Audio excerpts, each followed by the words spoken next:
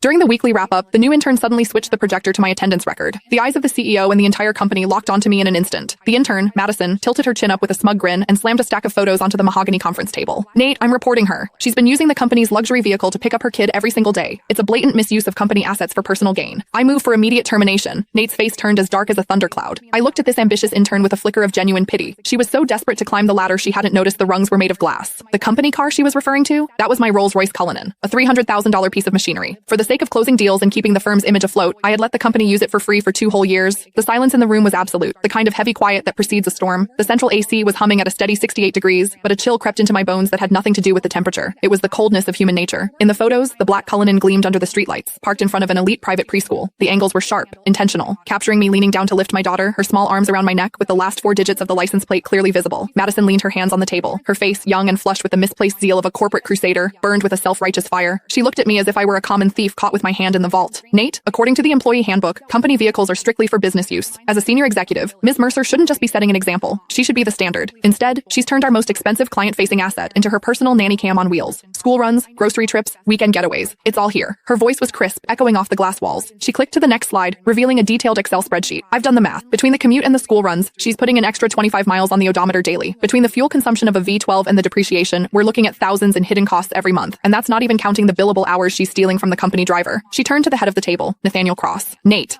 was my college classmate. He was the founder of this firm. In the early days, when he couldn't even cover payroll, I was the one who dipped into my savings to keep the lights on. Later, when we needed to project an image of success to land the big fish, my 5-year-old BMW didn't cut it. Without a second thought, I brought in the Cullinan I'd bought myself as a 35th birthday present, a car I'd owned for less than a month. I told him back then, take it, use it. We need the clients to see we're already in their league. That temporary favor had lasted 2 years. I paid for the gas. I paid the insurance premiums. I covered the maintenance. Sometimes when the driver was overwhelmed, I even drove to JFK myself to pick up VIPs. Everyone in this building knew that car was mine, or at least they should have. But looking at Nate now, there was no defense in his eyes. His brow was furrowed, his fingers drumming rhythmically on the table, a nervous habit he had whenever he was weighing his own interests against someone else's. Diana, Nate finally spoke. His voice was low, coated in a professional coldness that felt like a slap. The evidence Madison provided, is it true? I stared at him, my heart skipping a beat. Is it true? 2 years ago, when he begged me for the car to save face, he said, Diana, I'm so sorry to ask this of you. As soon as we're in the black, I'll buy you a brand new one. 1 year ago, when the cash flow dried up, I used that car as collateral for a bridge loan so he could pay his staff. He told me then, Diana, this car is the company's lifeline. It's your badge of honor. And now, he was asking me if it was true. I scanned the room. George, the sales manager, had used that very car last week to pick up his mother-in-law from the hospital, bragging on Instagram about company perks. Now he kept his head down, intently studying his legal pad. Sarah from HR, who asked for the keys every other month for supplies but really just wanted to cruise with her boyfriend, was looking at me with a sneer as if I were a white-collar criminal. It turns out that in the face of profit, kindness isn't just cheap, it's invisible. What do you think, Nate? I asked. My voice was calmer than I expected. Nate avoided my gaze. The photos speak for themselves. Diana,